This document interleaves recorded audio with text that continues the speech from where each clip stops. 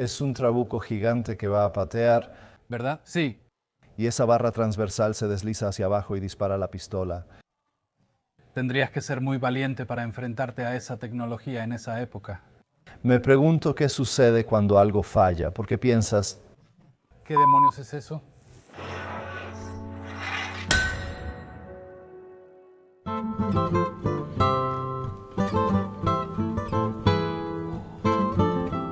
Hola, soy del taller de Todd y Matt Easton. Scholar Gladiatoria.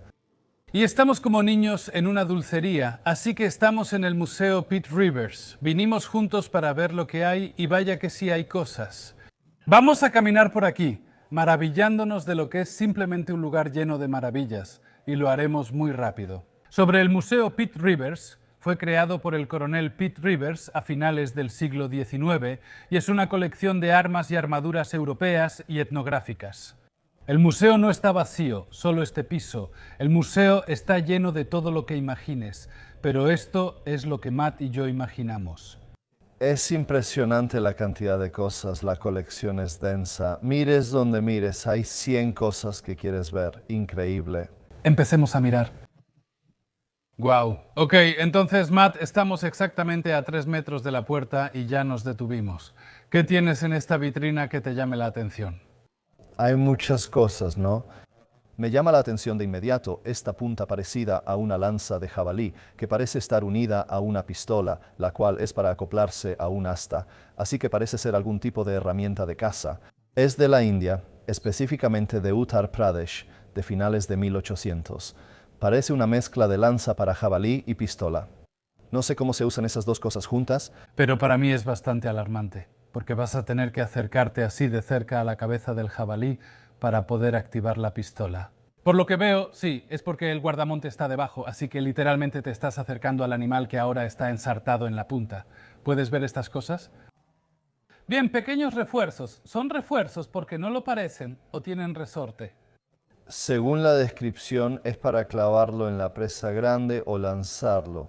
Me parece más como una lanza para jabalí y la barra transversal baja y dispara la pistola. Leemos las cartas antes de hablar, ¿cierto? No solo mires las imágenes. Así que está bien, baja al mecanismo del gatillo y verás una palanca que lo empuja. Entendido, aunque el gatillo también puede activarse con el dedo. Por lo que veo, Eso sería bastante fácil de hacer. Ash, básicamente empujas a la bestia y la barra transversal como en una lanza para jabalíes. O supongo que esto también va a ser para leones y tigres, o leones y tigres asiáticos. quiero decir, ahí dice tigres. Un animal que no quieres cerca suele ser de ese tamaño. Así que esa barra transversal está ahí para evitar que el animal se lance contra la lanza, que de otro modo podría hacer, y luego te encuentre, y entonces automáticamente se dispara cuando cae sobre la barra transversal. Así que ya sabes, eso es brillante, eso es increíble. Eso es algo hermoso. Quizá podrías hacer algo así con una versión de ballesta de pistola. Podría, pero no lo haré, policía. Pero ya que estamos hablando de estas cosas, eso es encantador, de hecho. Y esto es lo mágico del Pitt Rivers. He estado aquí antes, estuve aquí hace un año y un poco más. Puedes pasar horas recorriendo y siempre hallarás cosas nuevas. Además, tenemos otro indio y un arma combinada. Es un hacha y pistola que no es solo algo particularmente asiático o indio, también es absolutamente algo europeo. Esa combinación de hacha o maza con pistola de un solo tiro es muy europea. Nunca fueron muy populares porque hay pocos y no están en todos lados. Creo que casi son como juguetes ejecutivos de la época, ¿no? Pero este es interesante porque la hoja del hacha es el mango de la pistola. Normalmente veo armas que disparan en la misma dirección que la hoja, pero aquí la hoja apunta hacia ti. Disparas y luego giras para usar la hoja. Definitivamente no usas el hacha primero. No, porque tener una pistola cargada. Una descarga accidental en tu brazo sería fatal. Tienes razón, lo pasé por alto, pero es una situación inusual. Esta que está al lado es muy interesante, podría pasar desapercibida porque quizá es menos llamativa, pero básicamente es una pistola látigo y en realidad es inglesa. Así que, aunque estamos acostumbrados a ver muchas armas exóticas de la India, esa en realidad es inglesa, de la época georgiana, principios de la victoriana. Es un látigo con una pistola en el mango. ¿La llevaban los chicos del correo? Sí, ya sabes. ¿Quién guiaba los caballos de un carruaje? En esos días era peligroso. ¿Eso es de 1810 a 1850? Sí. Eso es mucho después del típico bandolero tradicional. Del siglo XVIII, pero aún así seguían ocurriendo robos y asaltos. Esta de arriba, que por el cañón parece un fusil antitanque.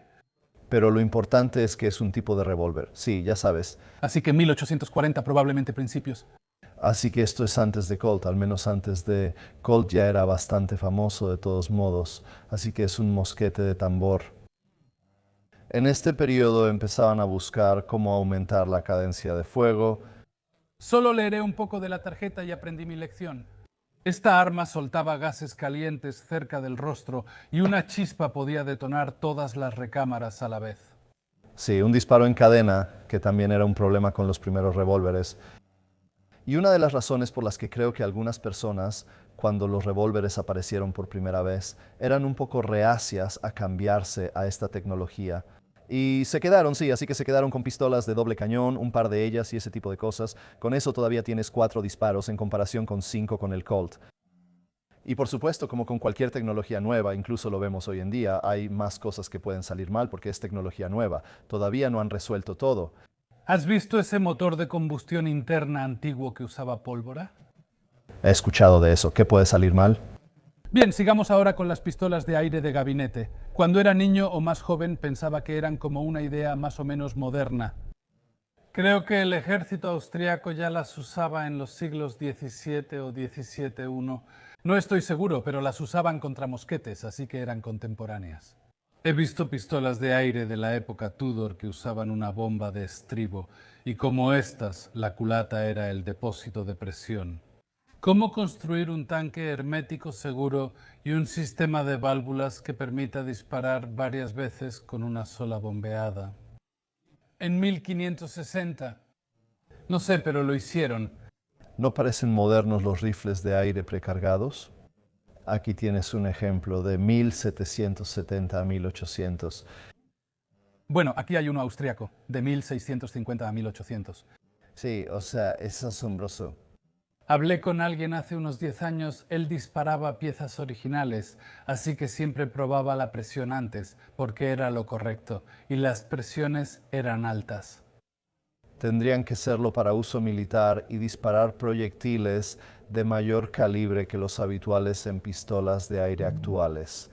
Y tengo la ligera sensación, puedo estar equivocado, pero tengo la ligera sensación de que Napoleón tenía una especie de campaña de odio contra ellos. He escuchado eso, sí. Creo que fue con los suizos, creo que tuvo un problema con usarlos, tirador. No lo he investigado personalmente, así que no quiero difundir mitos si no es correcto, pero es. Bueno, yo tampoco, pero tienen una larga historia, y sí tienen una historia militar, así como una historia deportiva. Pero lo que quería mostrarte aquí abajo es un bastón, pero es un bastón que en realidad es una pistola de aire. Oh, wow. Este está fechado en el siglo XIX, no dice exactamente, pero es muy interesante y tiene una historia más larga de lo que creemos. Y creo que otra cosa que también se pasa por alto con ellos es que esta es una época en la que los mosquetes estándar hacen una enorme nube de humo cuando los disparas, ya sabes, esto es antes de la pólvora sin humo. La ventaja de un arma de fuego que te permite ver después de disparar es Y no ser visto.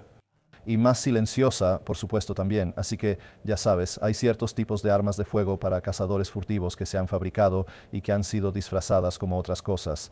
Y ya sabes, poder entrar al bosque y atrapar un faisán o lo que sea, un conejo para la cena sin tener que hacer mucho, ya sabes, ruido y una gran nube de humo es realmente ventajoso.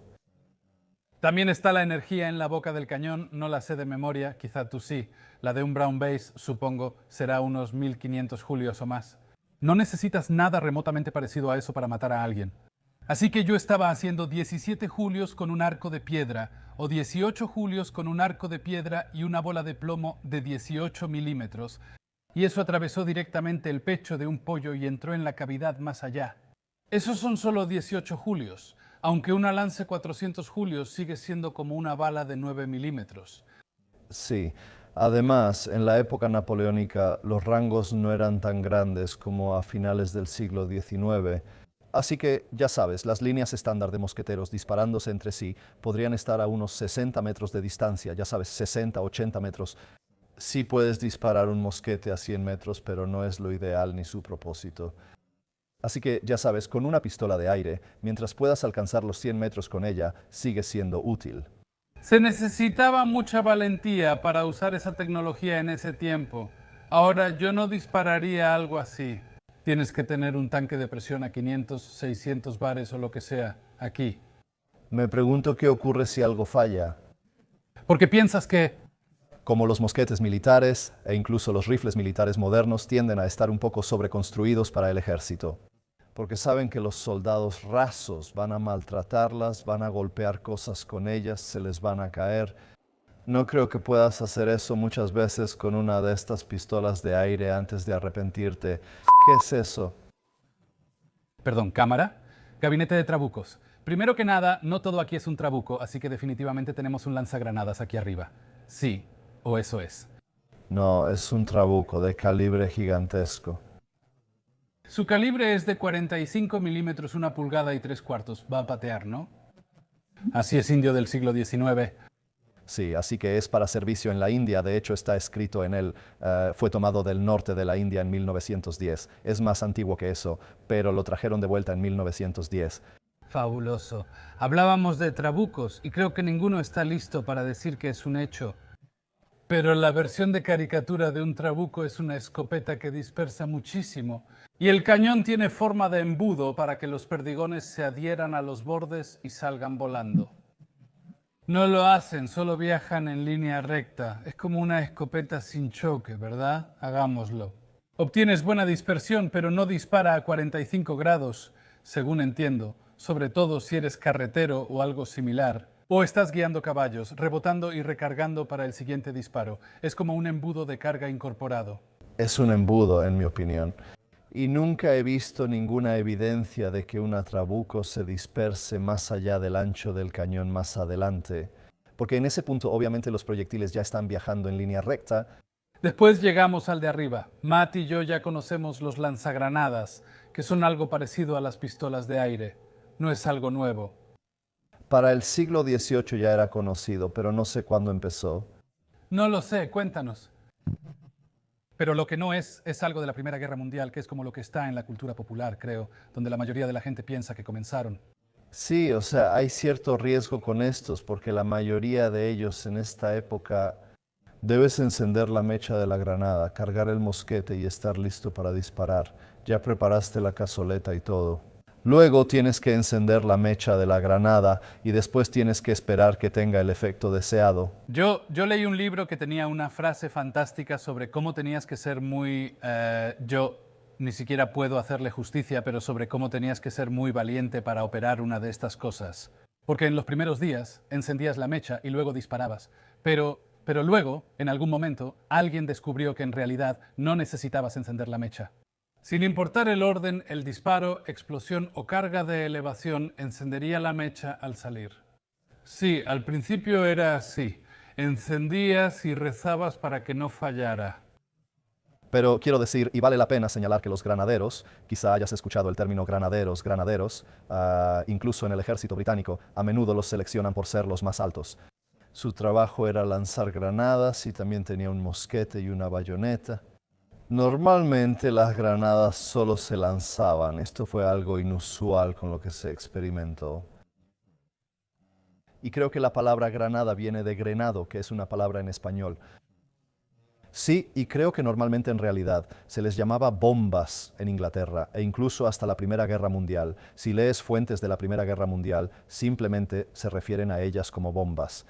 Así que dicen, ya sabes, entré a la trinchera con un revólver y 12 bombas. Eran bombas Mills. Sí, bombas Mills. Exactamente. Y ya sabes, solo lanzándolas por ahí. Pero también tenían dispositivos mecánicos para lanzar, así que tenían mini catapultas y esas cosas. Sí, para lanzar. Existen formas más seguras y comunes de lanzar granadas que dispararlas desde un mosquete. Y luego tenemos esta cosa, ¿qué demonios es esto? Es una pistola trampa, ¿no? Creo que sí, hay muchos tipos de dispositivos de armas de fuego de los años 90, particularmente del siglo XIX, y esto es del siglo XIX. Esto es un arma de chispa, pero también hay algunas de percusión, donde básicamente el gatillo está conectado a algo, puede ser una placa de presión o puede ser un cable trampa. Viendo esto, al final de la varilla del gatillo hay 3 anillos, así que creo que puedes montar 3 cables trampa. Es genial si quieres proteger un área o dar una advertencia, como hacer un disparo de advertencia. Algunos apuntan hacia arriba, pero este apunta al suelo, así que le disparará a un intruso en el tobillo, probablemente. Es básicamente el equivalente del siglo XIX a una mina Claymore, ¿no? También deberíamos mencionar la bayoneta retráctil, que es común.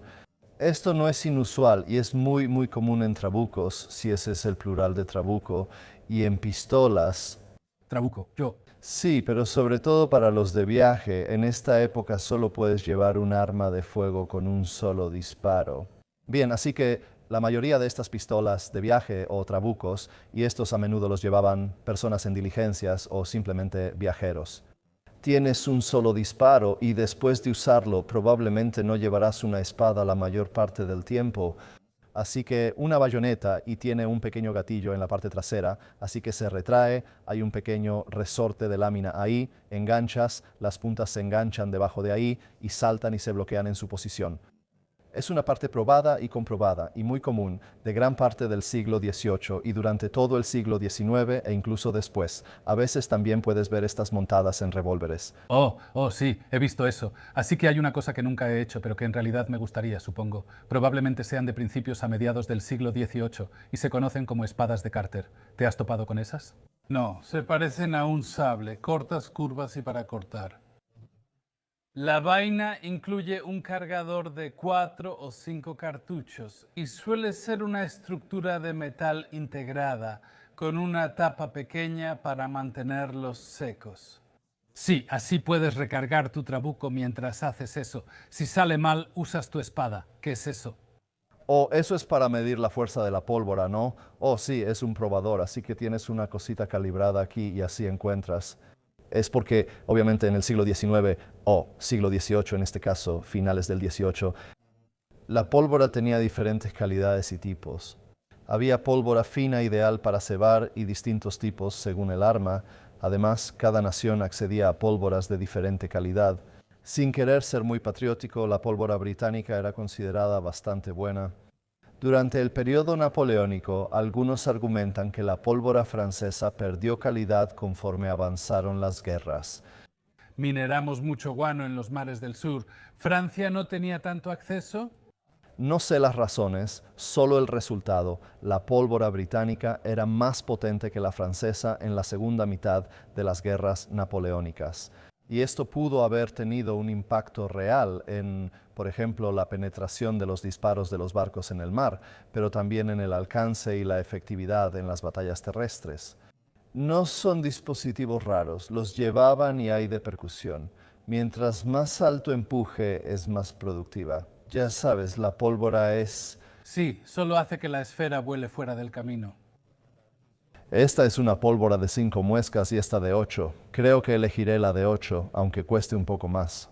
Este es el último gabinete de nuestra película de armas de fuego. El Pitt Rivers volvió a sorprendernos y creímos que terminaríamos en media hora. Y aquí estamos después de 45 minutos y solo hemos cubierto como una octava parte de este piso. Hay mucho aquí, vale la pena venir varias veces.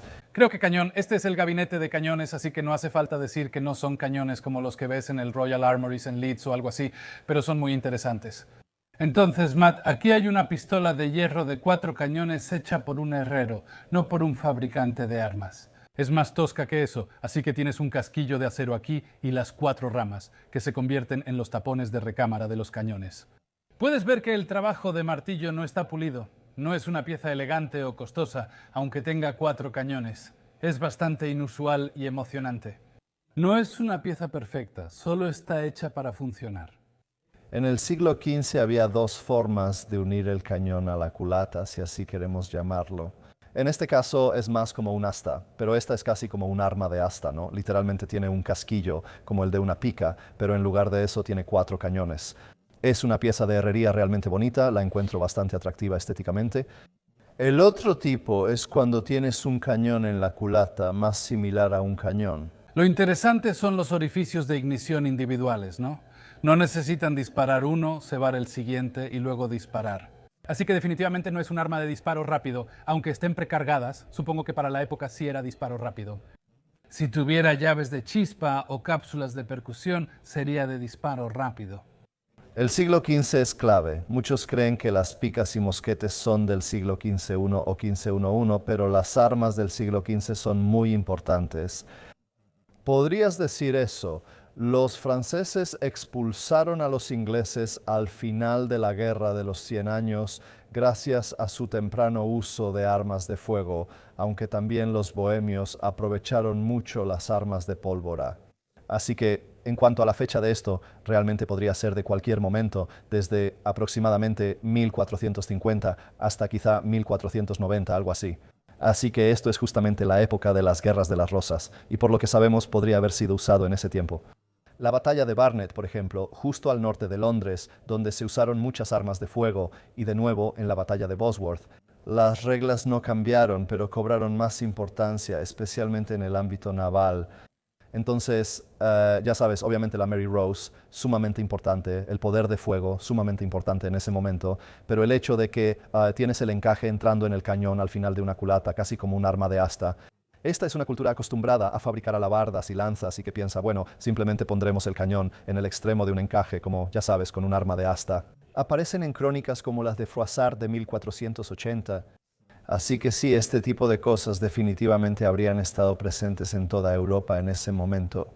Y como digo, muy importantes en los asedios, muy importantes en lo naval y empezando a ser cada vez más importantes también en tierra. Bueno, después de disparar, todavía tienes lo que es, en efecto, una masa. Sí, supongo. Y curiosamente esto es muy parecido a la masa de Enrique VIII, ¿no? Entonces, esencialmente esa es una disposición similar de cañones al final. ¿Era rueda de chispa o mecha, Enrique? Ahí esa es una mecha, sí, así que básicamente solo tiene orificios de ignición como este. No es significativamente diferente. Tenemos un par de armas del siglo XV aquí, son realmente raras. Estás en Oxford y puedes visitar el Pitt Rivers. Parecen simples pedazos de hierro oxidados, pero en realidad son muy importantes y cambiaron la historia. Pero luego tenemos esta, la cuarta hacia abajo, en realidad, que es una pistola de gancho. Es un tipo de arma de muralla mucho más tradicional o más común, pero una versión de menor calidad, así que el gancho está ahí de nuevo, para ponerla en la borda de un barco o muralla y absorber el retroceso. Algunos pueden verla aburrida, pero esta pistola es un arma de muralla y así la han catalogado. Es un cañón grande y antiguo, perdón. Sí, pero también es bastante larga, así que vas a tener una gran acumulación de presión ahí dentro. Eso es unos 25 milímetros o una pulgada de diámetro. Y eso me parece muy interesante porque al ver armas de fuego más modernas, pasa de lo que creo que es una forma octagonal a una sección redonda.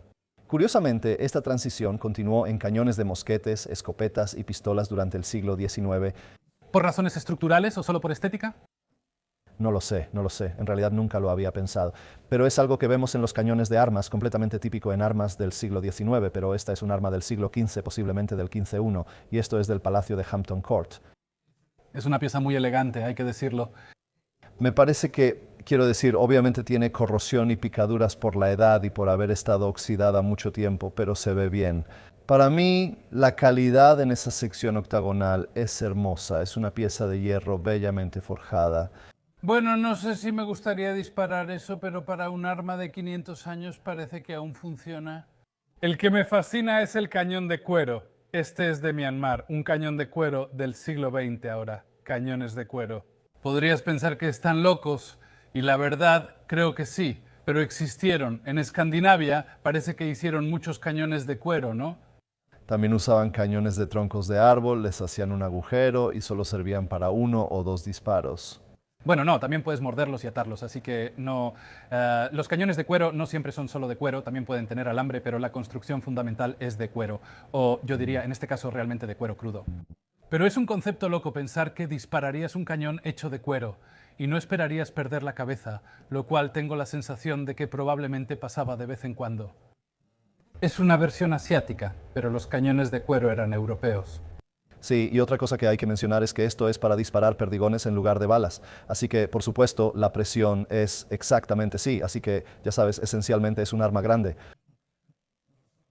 Oh, de hecho, eso es interesante porque no sé si los cañones de cuero escandinavos lo eran, porque a menudo se ven en situaciones de defensa civil, no de ataque. Entonces, no estás tratando de derribar las almenas, estás tratando de detener a los tipos que entran. Sí, en esos casos, las escopetas grandes son...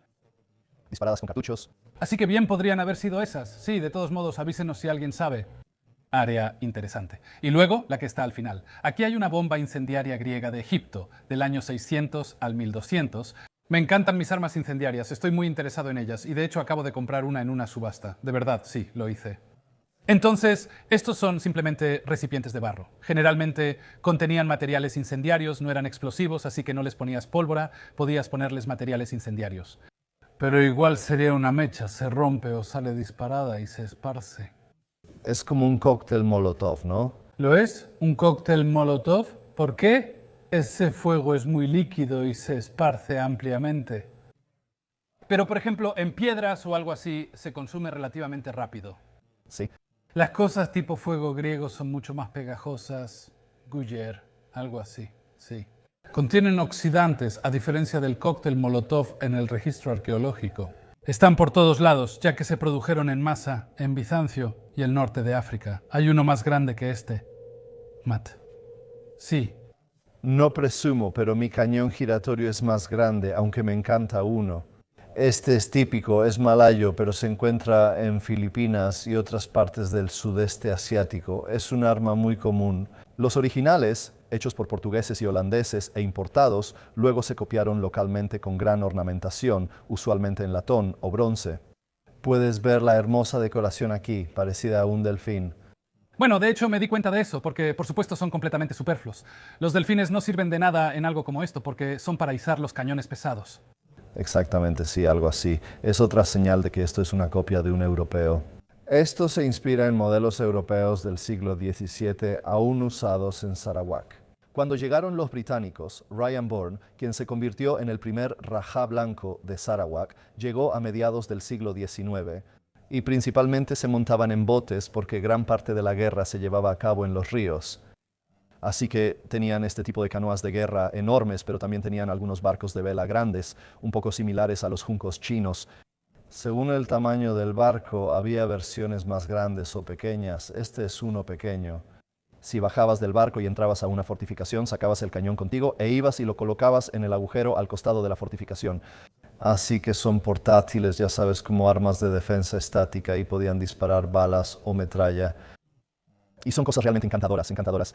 Terminamos nuestra sección de armas de fuego aquí en el Pitt Rivers. Pero esto no es el final, ¿verdad? No, aquí hay muchas más armas de fuego fascinantes que podríamos ver después. Gracias, Matt. Hoy terminamos. Haremos más grabaciones aquí. Gracias al Pitt Rivers por permitirnos hacerlo. Y vamos a echar un vistazo a algunas de las armas asiáticas, algunas de las armas europeas, dagas, no sé lo que sea, pero nos vemos de nuevo. Y si te ha gustado esto, no lo olvides. Matt y yo estamos en Patreon, tu apoyo ahí nos ayuda mucho. Ambos tenemos sitios web, visítalos y apóyanos. Si te gustó esto, también te gustará nuestro trabajo. Nos vemos.